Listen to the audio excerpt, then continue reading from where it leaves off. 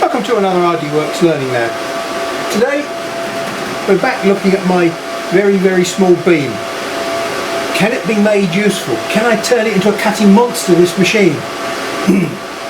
Well, the answer at the moment seems to be no. Maybe. But I sure as hell have found a engraving monster after all the mediocre success that I had when I was doing the Tangerine Tiger series. So I've now unlocked the secrets of this machine with this lens combination that I've got in here and this very small diameter beam. It's not as useless as it seems. Let me just demonstrate to you. Now, sorry, you're going to have to live with the LED strip that's underneath my gantry here, but it moves back with the picture, so it's not going to get in the way. Now, I always stop the program while this bit here is loading. When this bit here is loaded, I will allow the program to go on, because I've found that there are times when this machine can't walk and talk at the same time. Here's what we're going to do, my favourite test picture, because this is a picture that has not been modified in any way at all, other than that it's been dithered. And if we take a look here, you'll see that one of the most difficult parts of this picture are these nostrils and this nose. We've got black nostrils on a black nose, and if we take a look here, we've got lots of little single white pixels in the black nose that are causing the black to be dark grey as opposed to black. And look at the clarity of these eyes. These are the sort of features that I look for when I'm trying to determine whether I've got my dot size right. If my dot size is wrong for this 254 pixels per inch picture, which is a 0.1 pixel, so I've got to produce a 0.1 dot, or slightly less maybe, then I will get this quality image. If the dot is bigger, this will all turn black, because the black will overlap with the white and decrease the amount of greyness that we perceive. Now, the more astute amongst you will notice that I'm doing this on blue, dark navy blue acrylic. Now, look, you cannot put a white image on black or coloured acrylic. It just doesn't happen. If you've ever tried to do it, you'll know how impossible it seems. Now, I'm running this at 1200 millimeters a second. Effectively, what we're doing here, we're using white ink on a black paper. That's the best way that I can describe it. So we have to invert the image before we try and engrave it. So this is actually printing an inverted image. Now, on my other machine, this would take maybe 30-40 minutes to produce this image, because I can only run it maximum at about 400 millimeters a second, maybe 350 millimeters a second. We've got one or two little strange aliasing patterns down here. I think the frequency of the PWM doesn't perfectly match the frequency that I want for the dots. Now, I rarely use this picture as a negative, because the white background is always a nuisance. But in this case, I wanted to demonstrate 3 or 4 things at once. The ability to print white on acrylic, and 2, the speed and the quality of the picture that I'm trying to create here. So all of a sudden, this tangerine kitten is living up to its name of being a tangerine tiger. Look at the quality of that eye. Here comes the real test. What's the nose going to be like? Based on the quality of the eye, I think I'm going to be able to see the black nostrils on a very dark, wet grey nose. Yes, yes, yes.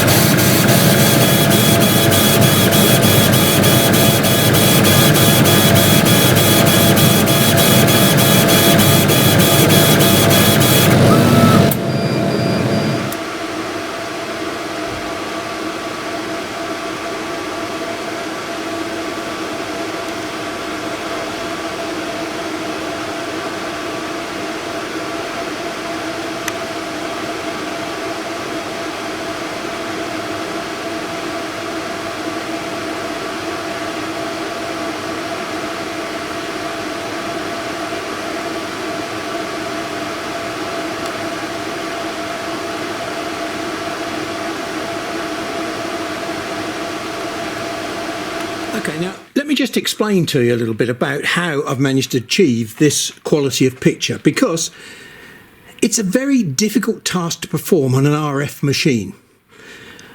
When I was experimenting with pictures in my Tangerine Tiger series, I explained how it was very difficult to get 1 dot equals 1 pixel. Well, I've managed to achieve that very, very simply. I had some complicated formulas before that I was messing around with, but now I realise it's very simple. I know that I can get very good quality photo replication quality pictures if I use 254 ppi images. Now, 254 ppi images very conveniently happens to be 25.4, which is 1 inch in millimetres, divided by 0.1 for a dot size equals 254 ppi. So provided I can have a dot of 0.1 millimetres, I will be able to replicate pixel for dot of a 254 ppi image. It's as simple as that. The principle is simple, but the difficulty comes in trying to make it happen. The biggest problem is actually trying to get a dot which is 0.1 millimetres diameter. On the glass tube machine, it's possible to fiddle 0.1 by playing with basically it's the response time of the high voltage power supply. I've explained all this before and I'm not going to go through it again in this instance, because the difficulty with the RF machine is, as I explained before, it has got such a fast response because it's not relying upon a high voltage power supply. Its switching speed to turn the laser on is pretty close to 0. So we can switch on and off the laser beam at very high speeds. Now the RF machine has got some really strange properties. This is a 30 watt machine which is actually delivering about 38 watts because I've measured it. And that's all it does. It delivers 38 watts. It can't deliver 2 watts and it can't deliver any more than 38. It always, when it's turned on, outputs 38 watts. You say, well, how can it change its power then? Well, it doesn't change its power. What it does, it changes its exposure time. So we've got and I'm going to draw this just like this. It's a sharp beam which would produce, if you like, full power for, let's just say 0.1 of a second. It would produce a V like that. Okay? Now, if I made that 0.01 of a second, it would still produce a V, but it would just be a much smaller V, like that. I can't change the shape of the Gaussian distribution. It's always going to be the same, because all I'm doing with this machine is I've got something in the background called PWM. We can set the frequency of this, the number of hertz, and that's variable. And then we can make something called the duty cycle, which is this. In this instance, let's just say that it's 50% off because it's off, and 50% on because it's on. We've got 2 voltages there that are switching the tube on and off. When it's low, it's off. When it's high, it's on. But what we can do, we can change the relationship of the on to the off. So for every cycle, so for every frequency that we can choose, we can vary the amount of time that the power is on. So this is basically exposure time when it's on. So we've got a long exposure time. So as I shorten the exposure time, so I will decrease the effect of this power. But I've always got 38 watts there. I'm just not shooting it at the material all the time. It's a pulsed system. And that in itself causes a problem when it comes to photo engraving. How am I going to guarantee that I get 1 pulse equals 1 dot? Or the other way around, 1 dot equals 1 pulse? Well, the simple answer is this. I've got 254 ppi, which, as I said, is a pixel size of 0.1. So if I put 10 of those pixels together, 10 pixels equals 1 millimeter. Okay? And if I'm running this machine at 14 or 1200 millimeters a second, which I am, that means I've got to deliver 10 times 1200, which is 12,000 dots per second. That means that in reality, what I've got to do, I've got to set the frequency to 12 kilohertz, 12,000 dots per second. And that's what I've done on this machine. It's as simple as that. And in essence, I've verified that that works superbly well, except when we come to do white spaces. And you can see this white background here has got all sorts of aliasing patterns in it. Okay, so we're not matching pixel frequency with pulse frequency. And so consequently, we're missing some of the pulses and we're getting this banding. And in reality, what I had to do was experiment with this here. And I finished up with 11.7 kilohertz to produce this. And you can see I've now got rid of the banding. That 1 pulse per cycle matches the spacing of the pixels that I've got in my image. The other problem that we're fighting with here is that, as I've demonstrated in previous videos, I've managed to keep a very, very sharp beam on this machine, and I've found a mechanism by which I can focus it down to a very small dot. Now, you will remember, if you've been watching the series, that I've been trying to work with a beam that's probably about 3 millimeters diameter, like this. And if I was to draw the intensity profile on that beam, it's something like this. It's extremely sharp, like that. Okay, that's not its shape, that's its intensity profile, its potential to do damage. Okay, now what we found was that if I put that through a lens like that, that beam, that 3 millimeter beam, there is a flattish spot on the axis of the lens where we don't get any refraction, and that beam can almost pass through like that. And what we have coming out the other end is the potential of a beam which has got, yeah, it's got a high intensity profile, but it's not amplified, it's not magnified. It is what it is when it went in.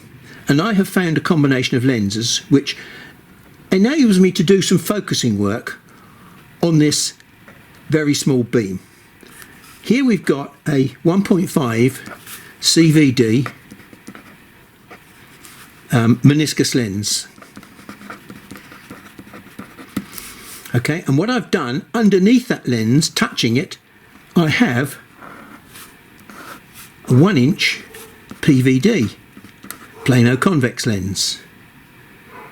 Now inside the nozzle I've got about 10 millimeter before I reach the end of my nozzle, and then the nozzle to the work is about 3 millimeters. So this has got a focal length of about 13 or 14 millimeters. Now, as I mentioned earlier, there are some strange properties associated with an RF laser beam which is not there with a glass tube machine. We have a frequency control, and the thing about the frequency control, as I've just previously mentioned, is that if we want to change the dot size, and that's the most important thing that we're trying to do here, what we have to do is reduce the exposure time. And as we reduce the exposure time, we get exactly the same shape of cut, but it gets a little bit less deep. And because it's less deep, it gets smaller across there. So we can use power to control beam size. And those of you who have been watching the series will know that I've been struggling to try and get this very, very small beam to create a monster cutting machine, which I haven't yet achieved. But in turn, what that means is I haven't been able to get this very small beam completely over the whole size of my table. So what we've got an area in the middle of the table, which very conveniently happens to be, I can do my engraving inside that area, which has got this very sharp pointed beam. Now outside this area here, we've got a beam which might look like that. much less intensity and a slightly bigger diameter. Now that may well be what's required for cutting. But while I've got this very thin beam, I really needed to experiment with it to find out just what its capability is. Now it could well be that for photo engraving, which this certainly appears to be now very capable of doing, I will have to have a beam conditioner and a compound lens to do photo engraving. And then I'll swap out the beam conditioner and the compound lens for some other combination to do cutting and general work. That looks to be the direction that I'm heading in. Try doing some white engraving on coloured acrylic for yourself. I think you find it's not as simple as I appear to make it. I might share with you at some stage how I've managed to get a white burn on coloured acrylic. Normally people use multicoloured layer acrylic to get different coloured text on plastic. Is it necessary?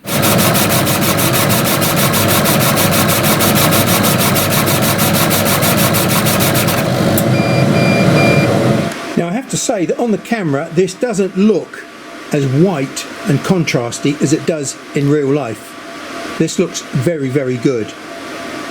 But I think the red is doing something to the camera that makes it slightly less contrasty. The point is, once you understand how to create white text on coloured acrylic, there's all sorts of opportunities that can arise. Fairly short session today. Thanks for your time. I'm doing a lot of work in the background which you don't really need to be involved with. All you really want to see is, am I succeeding or failing? Well, I've not failed at the moment. I've succeeded in areas that I didn't expect. Thanks for your time, and I'll catch up with you in the next session.